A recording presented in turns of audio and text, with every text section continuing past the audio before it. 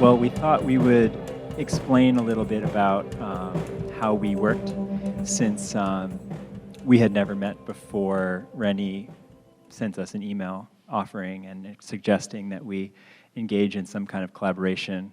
So it was a bit of a blind date, but it was a natural... Well, we had some good Italian coffee, though. Yeah. So it was a good starter. Yeah, good start. So yeah, more than linking up on a particular theme of query, it was more of a process with the collection at the Magnes as the kind of point of entry. Yep.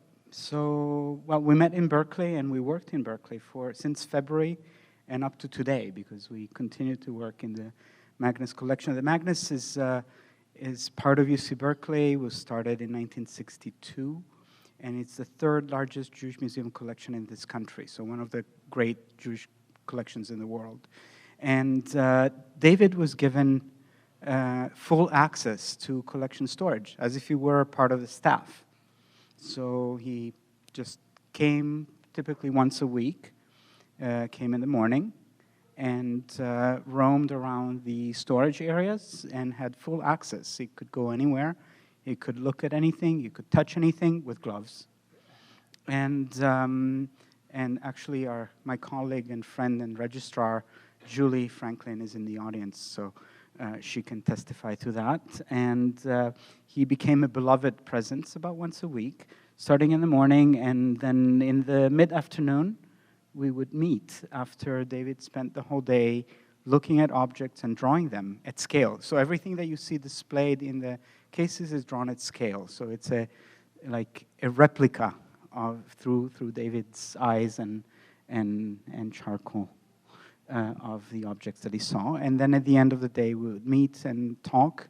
Actually, mostly I would talk. And David would take notes and write down my words or things that we discussed. So what you see also in the cases are notes from those conversations. So I think that is a methodology, although we never discussed it. It just kind of happened that way. Yeah, so exactly. There were kind of two parts to the day. My more intuitive looking without context, and more just visual interest as a way to, uncover things from the collection. And then I think it was kind of almost one of the things that seemed interesting was, rather than having Francesco just look at the actual object, somehow having to decipher the object as a drawing. Yeah, I never went back to the object from his drawings. I just reacted to the drawings themselves. So that was an interesting additional layer for me. I kind of live in this collection. I inhabit it. And it sometimes actually too often keeps me up at night. So it was sort of like a way to put a filter, a barrier, and a barrier that I had absolutely no control over. In years of collaborating and working with artists, I know that the best thing you can do is just to let them do their thing and not really worry too much about it and see what happens. So I was doing just that and reacting to David's work and having to rethink through his eyes about objects that sometimes were very familiar, and also discovering things that I never really looked at or thought about too much before. And also, since I don't speak or write Hebrew, and I at times was transcribing things, he was... Yeah, I would have to decipher his own transcriptions of the Hebrew inscriptions, so that was an interesting challenge. But he is extremely detailed in how he draws, so it was usually pretty faithful. So it kind of worked. So yeah, and then the final, that was kind of a process that we engaged in, and as Rennie said, that this series is more about study. So in that way, it felt like the right way, and rather than honing in on a result, it was more honing in on a process of inquiry and exploration, and then we did kind of have we each had a chance to kind of bring a little something to a head. Francesco with the piece of writing that runs along the bottom of the case, which was a way to kind of look at the whole time and the drawings and the notes and think back on some of the conversations and still kind of explore them, but just kind of more in retrospect, would you say? Yeah, yes, it was really a way to rethink the whole process and to push it even maybe forward a little bit.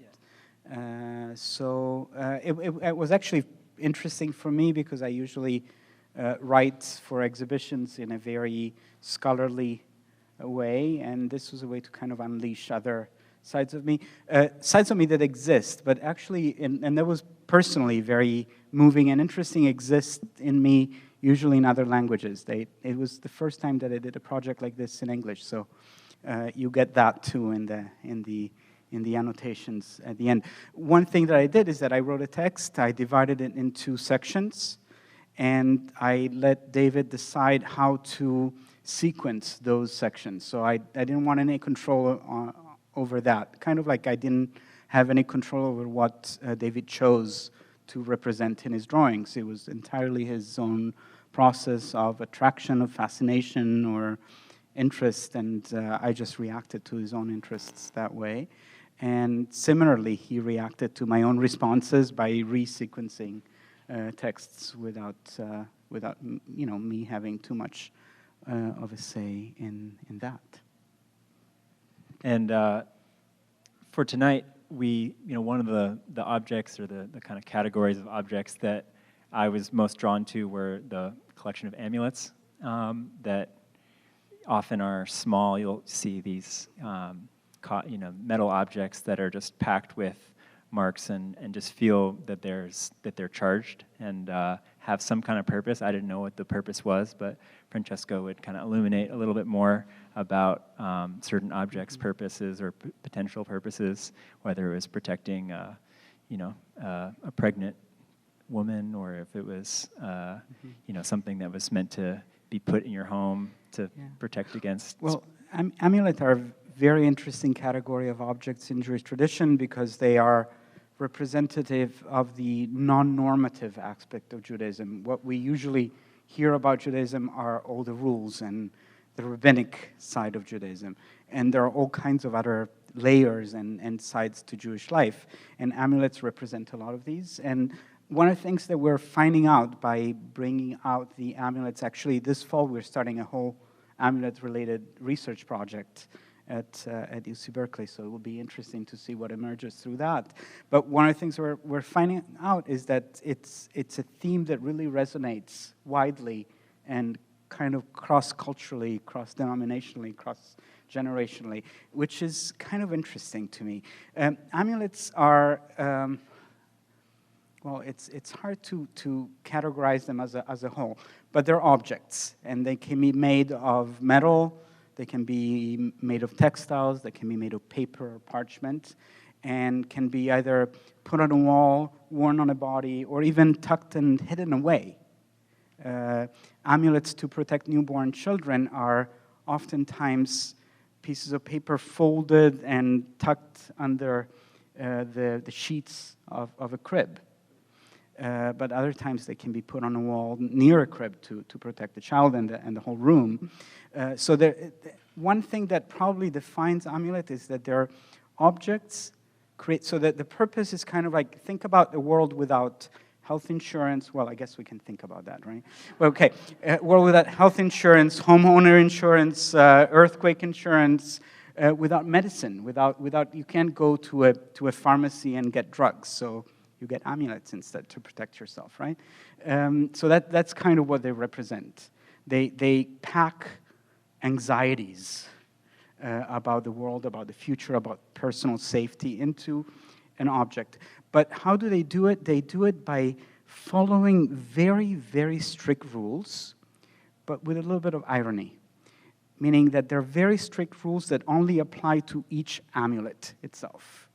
They don't really transfer over to other amulets. So each object exists in its own world in its own environment. And probably that's the kind of fascination. So there are very strict regulations that govern how an amulet is constructed, but those regulations cannot really be applied to another amulet. So each one it's kind of like a world, a microcosm of its own. And I think that David, my sense is that without really meaning to or wanting to, started getting drawn more and more into these objects. So I'm just going to let him It's reflect true. more on Yeah, that. I was definitely taken by the amulets. I think for all the reasons that Francesco just described, you could feel that there was a sense of purpose and a life in the object, and the idea that it was something that you could feel that it was passed along. You know, the amulet was not just it was something that you held and kept for the time and then passed on, whether it was to the next person in your family or in your neighborhood who maybe was about to have a child, or, you know, there was different ways that these things were needed and used and given and held for a while. And I think looking at them, these objects felt really worn and had a life that was marked on them more than just the kind of static object as an art object. So that was something I was really drawn to, and inspired me to draw them and look at them closely. And because they're so dense, you know, a lot of text, a lot of these designs, and trying to understand, how is it oriented, and what is the kind of the rules of each piece really intrigued me.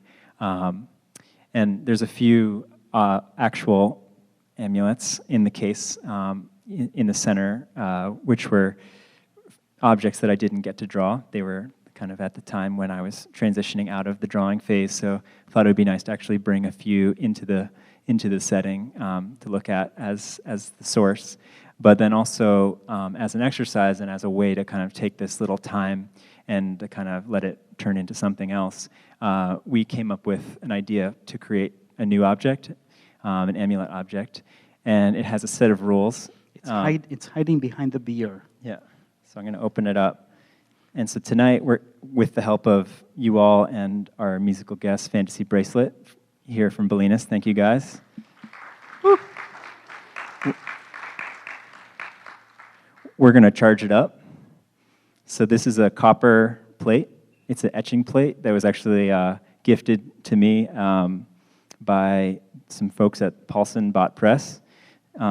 Basically, one of the first days I was thinking that it would be nice to create an object, and why not use a copper etching plate so that it could be printed after it was sent out into the world and see what that's like. So, as Francesco said, having rules unto itself that don't have to be anything except for specific to what it is led us to the idea of turning back to the collection. And in the storage room, there are 18 rows, and there are now 18 squares on this object. And so as a final exercise yesterday and today, I went back through and basically pulled out a thing or an object or just a little moment from each of these rows, and just you'll see them on this plate. And David couldn't get enough of getting into the collection of the Magnes. there's so a lot of good stuff there. Yeah. Up to today, just before he came here, he was in there drawing objects onto this copper plate. So this plate is etched with a bit of everything, a little survey, and 18, as maybe Francesco can talk about, has a significance. Well, the number 18 spelled in Hebrew character spells the word chai for life, or being alive. And so, yeah, there is a little bit of symbology there. By the way, there are 18 plus 1 sections of text in the text that I wrote. And that's also a symbolic reference to the 18 blessings in the morning prayers, which are actually 19, but they're referred to as 18. That's a whole other story. But But one of the things that, it's like, why is this anything?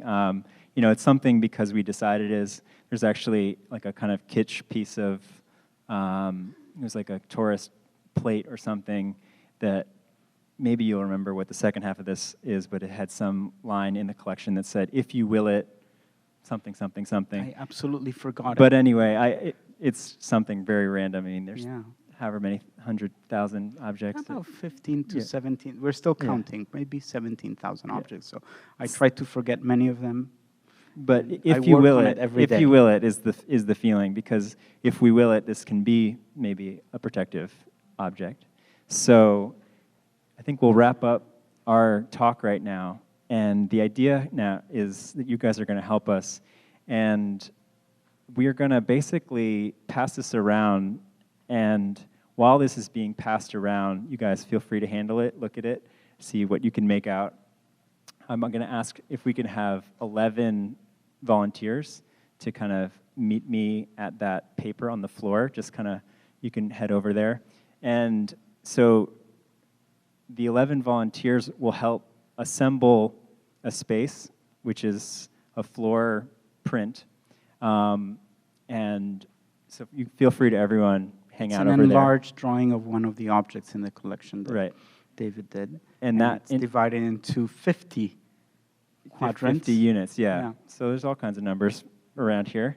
And so once this floor piece, this stage has been set, those 11 people have to also agree that one of them will take this home and hang on to it for 18 days, but then also, as part of that, choose someone to pass it to with the responsibility of then encouraging them to hang on to it for 18 days and then pass it on. So it's a little bit of a chain letter, a little bit of an experiment, a little bit of something that we might send out into the world. And then in a few months, I have a note here. Basically, whoever has it on December 18th can get in touch with me, and I'll go pick it up, and we'll see what it's like and make a print of it. So yeah, that's what we're going to do. We're going to charge up this plate, and again, Fantasy Bracelet is going to help us with some sounds.